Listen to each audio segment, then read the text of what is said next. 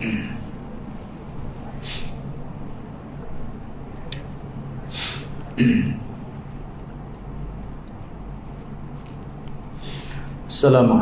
warahmatullahi wabarakatuh. Alhamdulillahi rabbil alamin. Wassalatu wassalamu ala asyrafil anbiya wal mursalin. Nahmaduhu wa nasta'inuhu wa nastaghfiruh. Wa na'udzu billahi min shururi anfusina wa min sayyiati a'malina.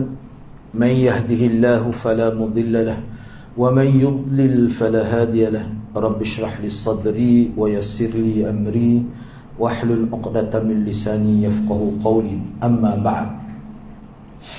Bab yang ke-25, dekat di hati, babul ulfah. Imam Bukhari telah mengemukakan 3 hadis di bab ni.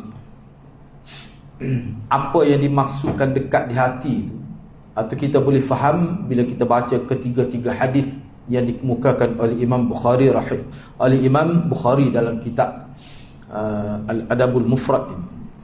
Baik, hadis yang ke-28, wa bi qala hadatsana Ahmad bin Asim qala hadatsana Sa'id bin Ufair qala hadatsani Ibn Wahab an Haywah Ibn Shuraih an Darraj an Isa bin Hilal as-Sadafi an Abdullah bin Amr bin al-As an Nabi sallallahu alaihi wasallam qala inna ruhal mu'minin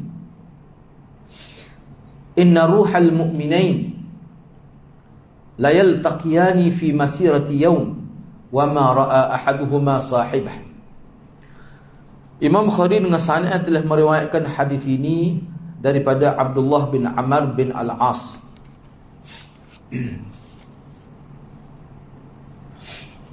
Daripada Nabi sallallahu alaihi wasallam, beliau telah bersabda, sesungguhnya ruh dua orang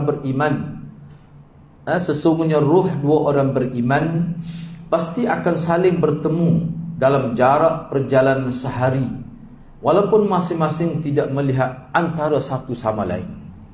Itu hadis yang pertama. Baik, perbincangannya saya gabungkan.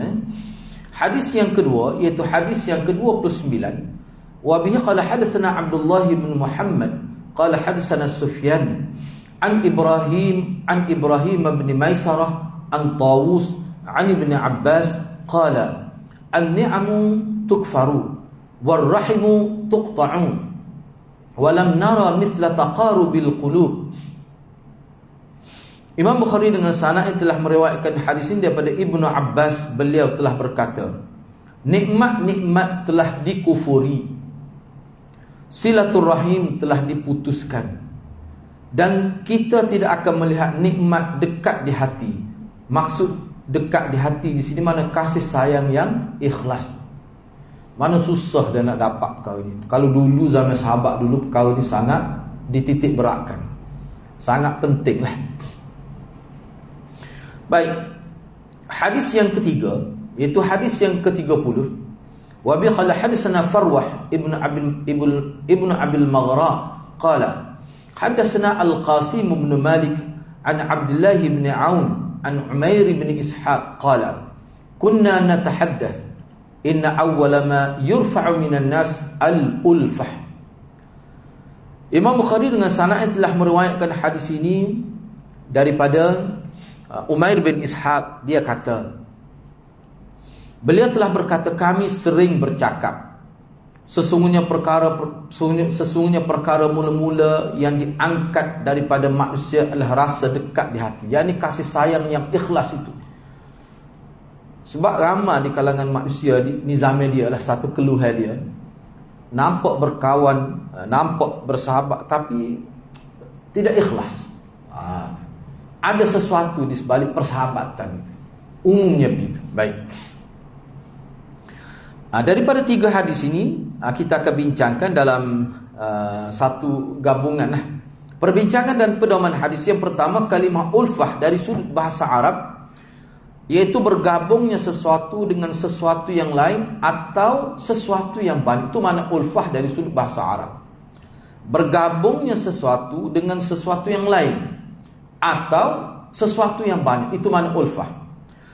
Dari sudut istilah, Yang dimaksud adalah hadis ini yang kita bincang ini, seperti mana kata Imam At-Tahawi, cenderung hati kepada sesuatu yang menjadi kebiasaan.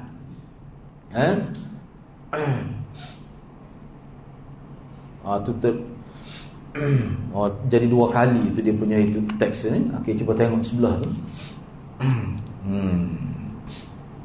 Tak apalah. Kata Ar-Raghib situ.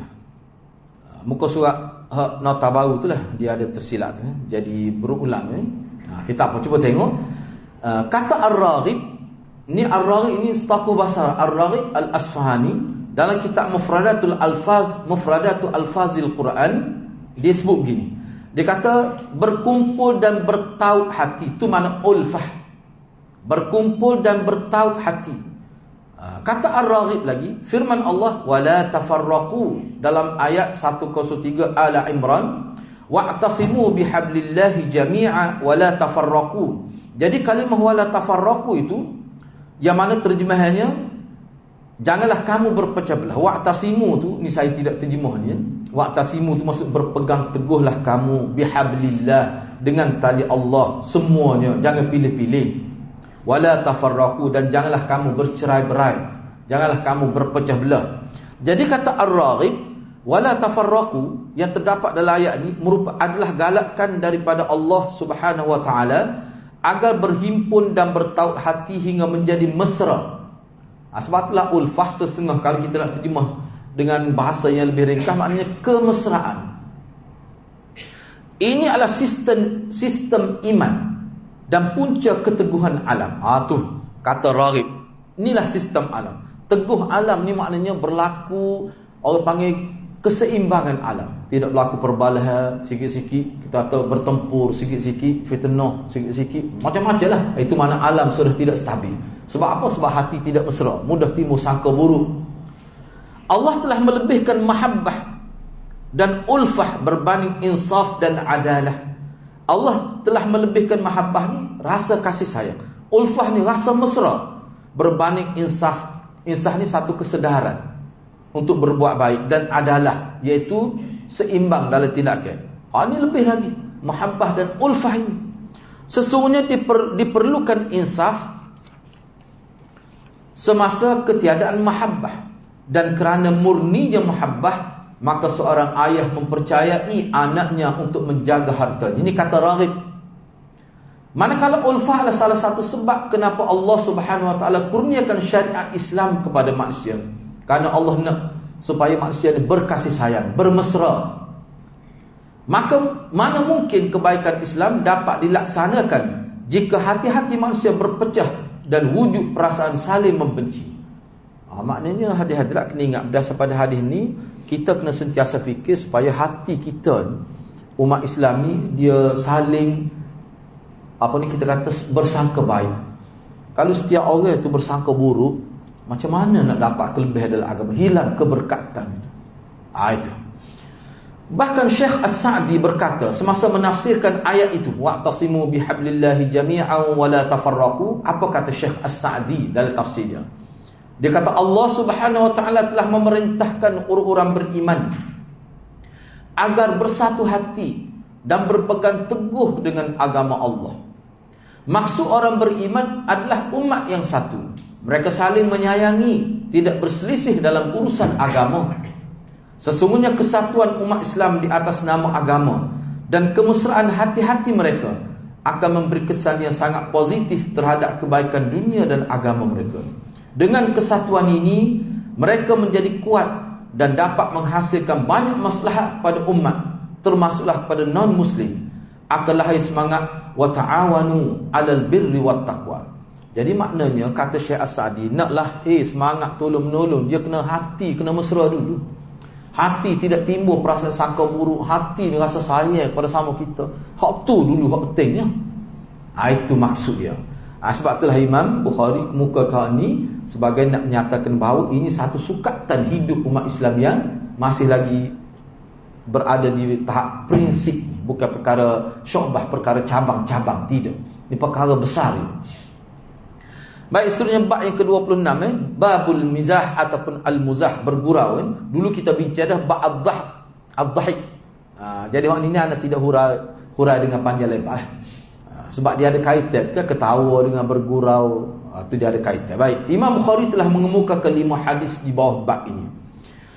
Hadis yang pertama itu hadis yang ke-33, wa bi qala hadatsana Musaddad qala hadatsana Ismail qala hadatsana Ayyub an Abi Qilabah an Anas bin Malik qala atan Nabi sallallahu alaihi wasallam ala ba'd nisa'ihi wa ma'ahun Sulaim faqala ya Anjashah ruwaidan sawqaka bil qawarir qala Abu Qilabah fatakallama an-nabiy sallallahu alaihi wasallam bi kalimatin law takallama biha ba'dukum la'ubtumuha alaihi qawluhu sawqaka bil qawarir. Imam Bukhari dengan sanad yang telah meriwayatkan hadis ini daripada Anas bin Malik. Kata Anas bin Malik, Nabi SAW telah datang kepada sebahagian isterinya dan ada bersama mereka Sulaim, mak Anas bin Malik lah. Sebab kalau kita tengok dalam sejarah Nabi ni antara sahabiah yang Nabi rapat. Nabi rapat, Nabi nak bertanya masalah dia ni Sulaim ni. Baginda telah berkata, wahai Anjashah,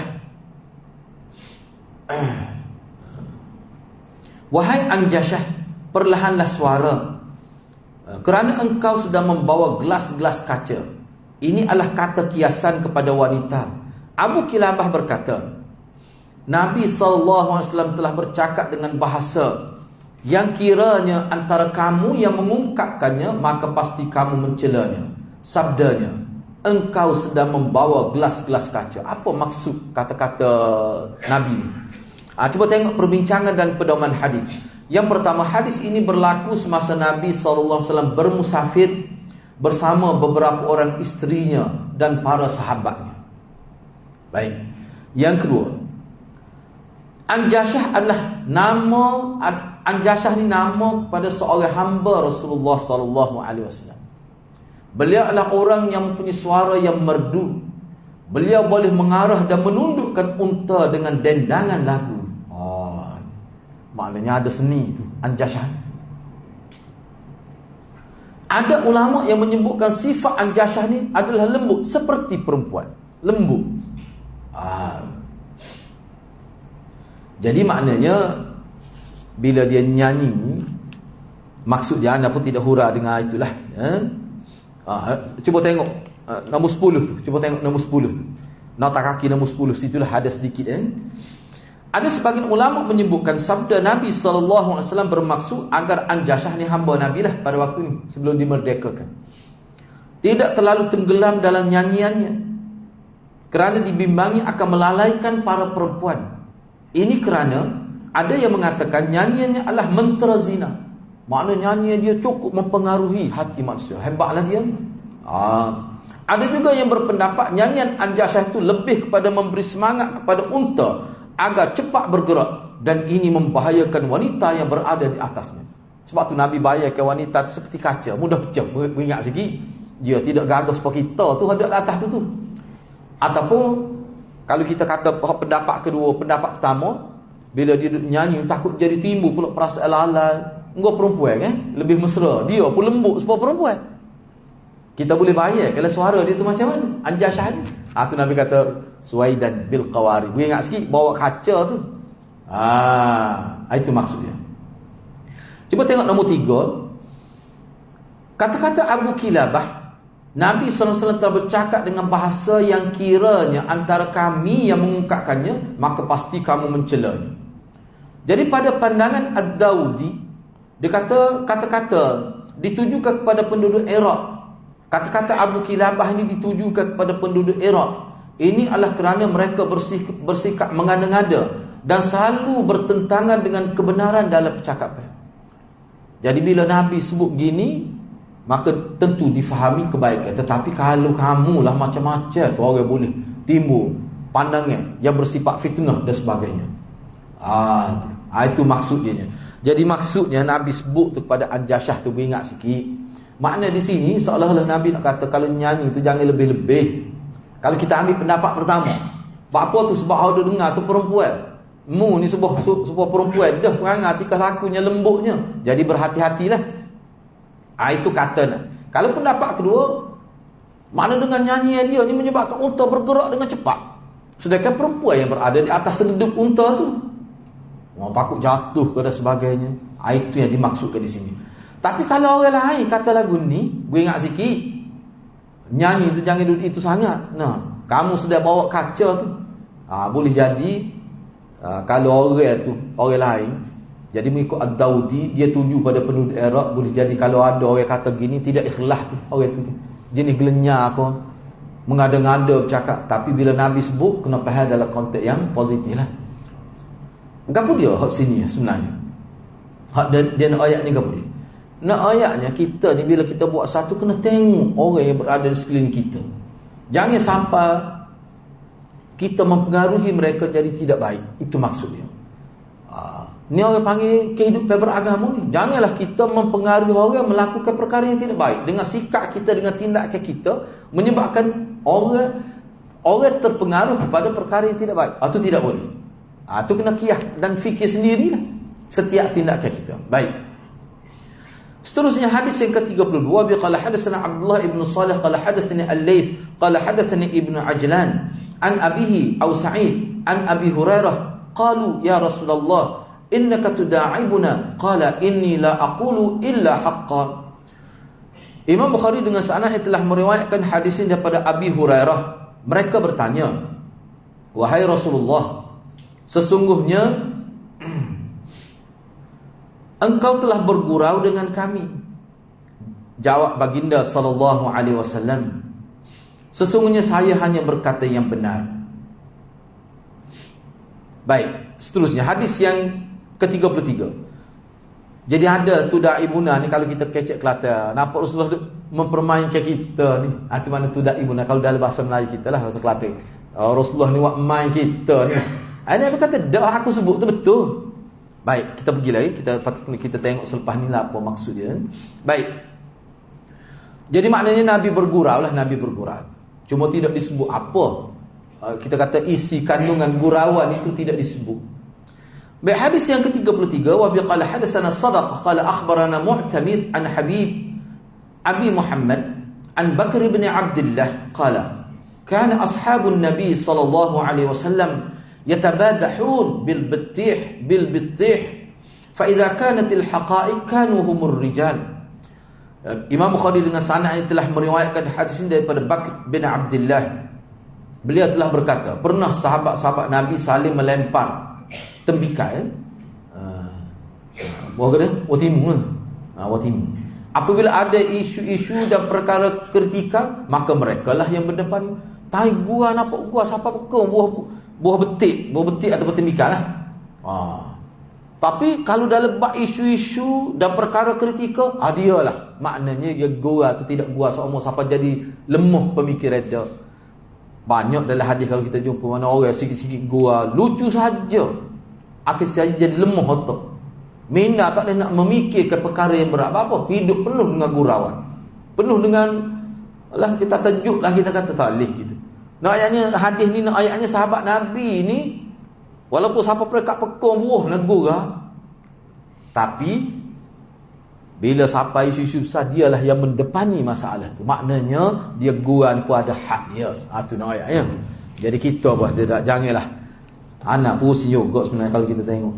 Kalau kita tengok dari YouTube kan, kuliah-kuliah kada separuh masa kuliah tu penuh dengan lawak jenaka. Itu mungkin berlebihan lah. Tak salah siapa tahu semua. Sekadar untuk sepuh Nabi sebut, sekadar garam dalam masakan, sudahlah. Baik, hadis yang ke-34.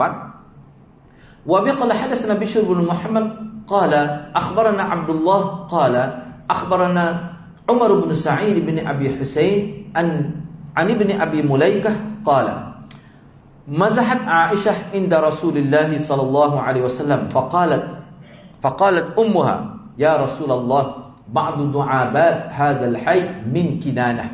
قال النبي صلى الله عليه وسلم بل بعض مزحنا هذا الحي. Imam Bukhari dengan sanad yang telah meriwayatkan hadis daripada Ibnu Abi Mulaikah, beliau telah berkata, Aisyah telah bergurau dekat Rasulullah sallallahu alaihi wasallam. Lalu ibu dia kata, wahai Rasulullah, sebahagian gurauan ini adalah dari perkampungan Kinanah. Asalnya gurau jenis ni daripada perkampungan Kinanah. Maka Nabi pun kata, bahkan sebahagian gurauan kami adalah dari perkampungan inilah. Yang ni dari perkampungan Kinanah ni. Perkampungan mana Nabi pun tahu. Jadi nak ayatnya kalau budaya adat resep tempat lain tu, kalau tidak bercanggah dengan agama tak apa. Kita boleh ambil sebuah pakaian, kita nak pakai pakaian kita kata daripada Indonesia ke tak. Asalkan menutup aurat boleh. Sebuah gua juga.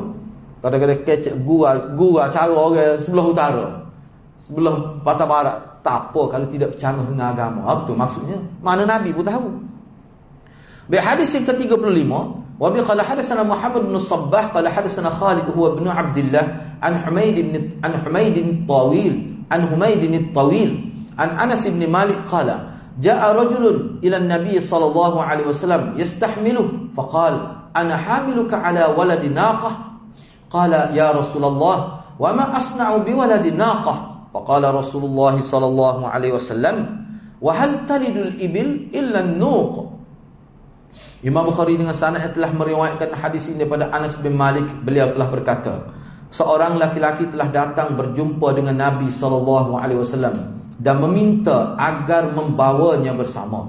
Lalu baginda SAW bersama ni dia minta Nabi bawa dia supaya musafir bersama Nabi lah. Bawalah kita kata. Dia suruh Nabi bawa, dia nak turut serta dalam satu musafir. Maka Nabi SAW kata, saya akan membawa engkau di atas anak unta. Nabi gua dengan dia. Nabi kata, tak apa mari, aku nak letakmu atas anak unta. Maka lalu lelaki itu pun berkata, wahai Rasulullah, apa yang saya boleh buat dengan anak unta? Maka Rasulullah SAW menjawab, tidakkah unta hanya melahirkan anak unta? Hak muda apa anak unta besar tu dia pun anak unta juga tu. Faham tak? Kita ni ketua ni, kita ni anak juga ni, anak unta lah. Nabi seolah-olah Nabi jadi orang, jadi lelaki ni faham anak unta ni mana anak unta kecil lah. Dah besar pun anak unta juga. Tu panggil gurau. Tidakkah unta hanya melahirkan anak unta? Unta besar tu anak unta juga tu. Ni orang panggil gurau. Jadi dia faham anak unta ni anak unta kecil nak naik mana? Itu orang panggil gurau. Sekadar tu ya Nabi gurau. Tidak atau gurau tu sampai ke orang jadi sakit hati ada. Cuba kita tengok di sini. Yang pertama, perbincangan berkaitan bergurau, yakni al-mizah ataupun al-muzah telah dibincangkan.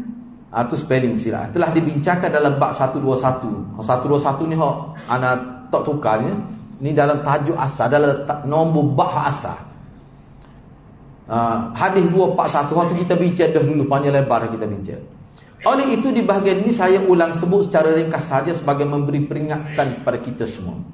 Yang kedua, kalimah bergurau dari segi lughah al-mizah boleh dibaca dengan mizah dan muzah, memberi maksud bergembira atau bergurau dengan orang lain tanpa menyakitkan hati. Kenapa faham ini?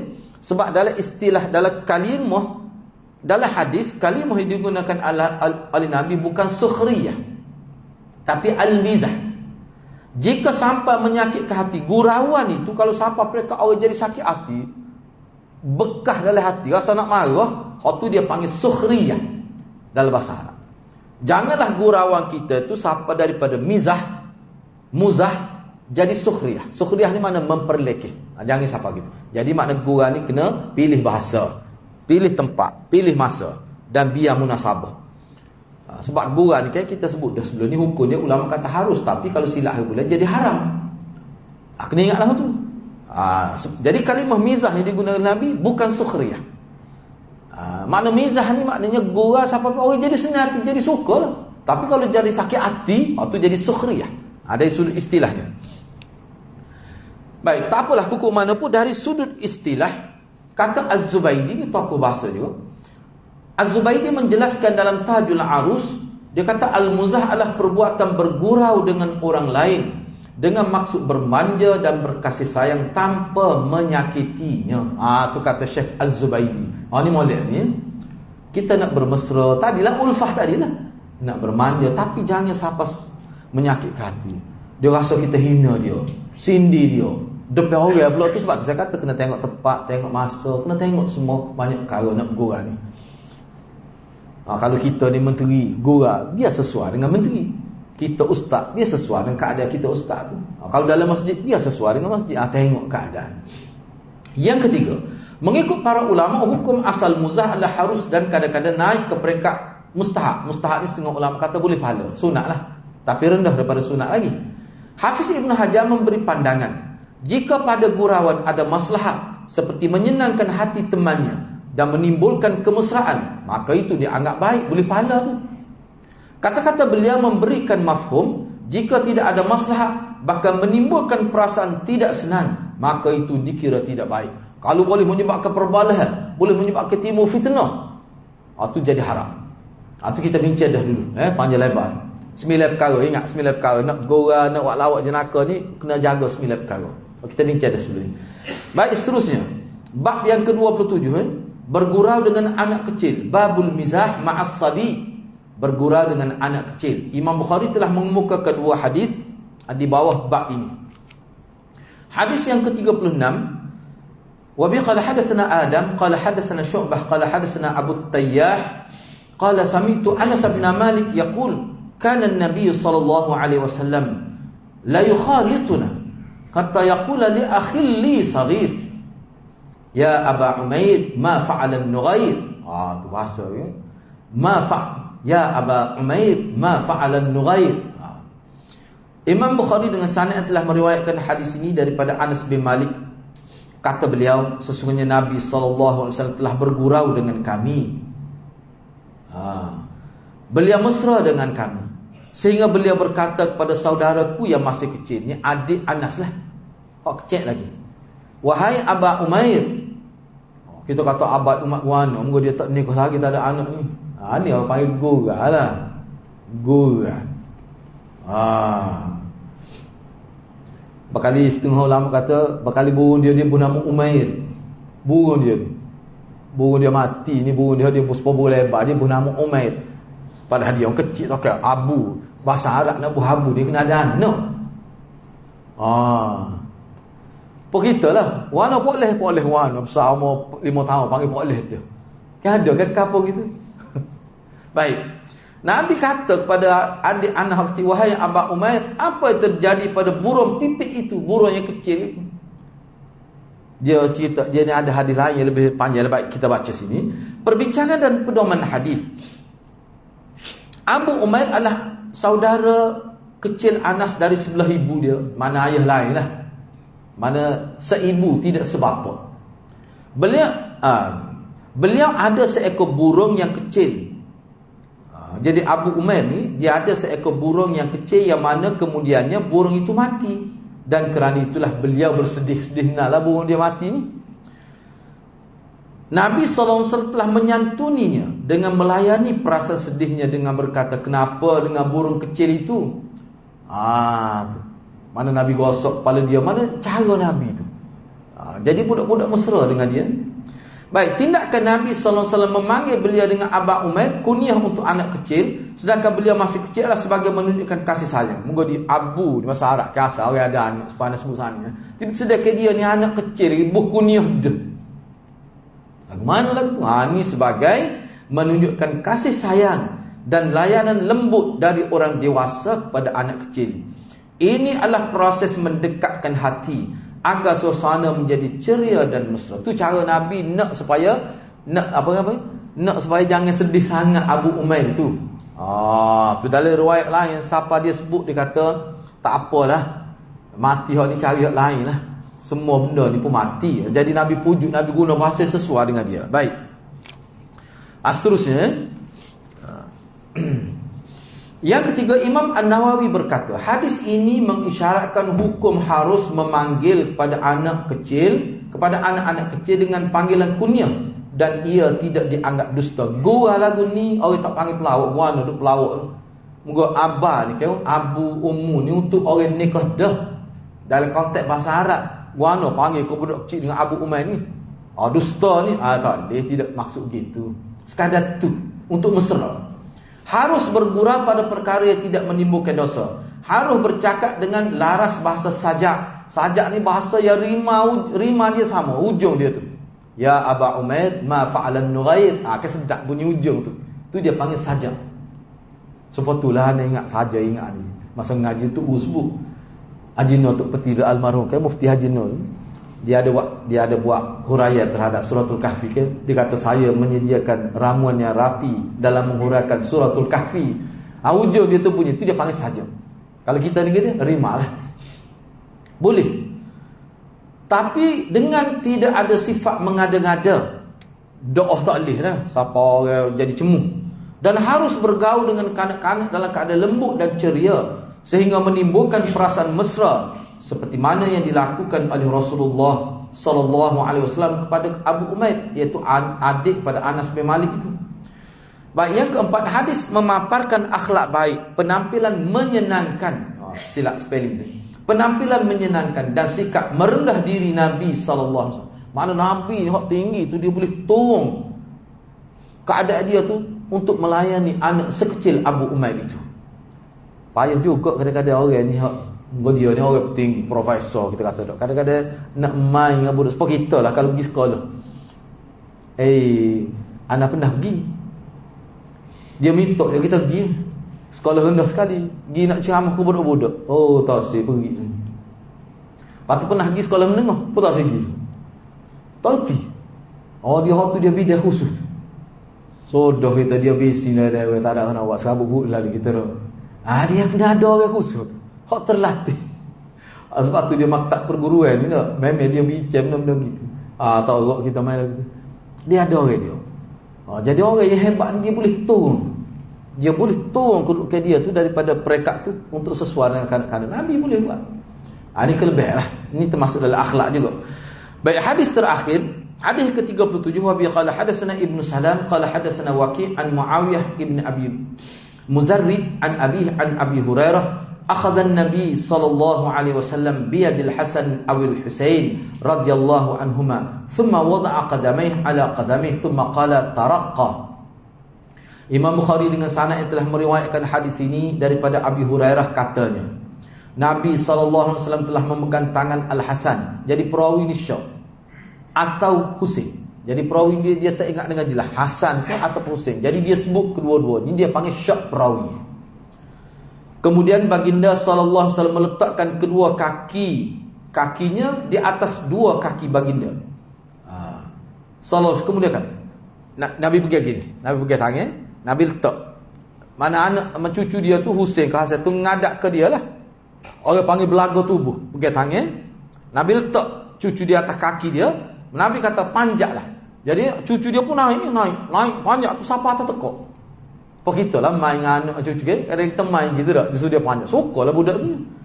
Tu cara Nabi. Jadi hadis ni telah kita bincang dalam hadis sebelum ni. Hadis 249 dalam urutan asal dia. Jadi insya-Allah untuk minggu hadapan kita tengoklah kalau anda sempat. Sebab ada lagi tak siap Kalau anda sempat kita terus pergi pada Sunan Nasa'i. Kalau tak sempat mungkin minggu depan ni anda ambil lagi sambungan dia punya hadis pilihan ni. Kalau sempat insya-Allah terus kita masuk Sunan Nasa'i lah. Okey, ana setakat itulah dulu. Mudah-mudahan Allah berkati kita semua. Aku qouli hadza wa astaghfirullahal azim li wa lakum. Wassalamualaikum warahmatullahi wabarakatuh.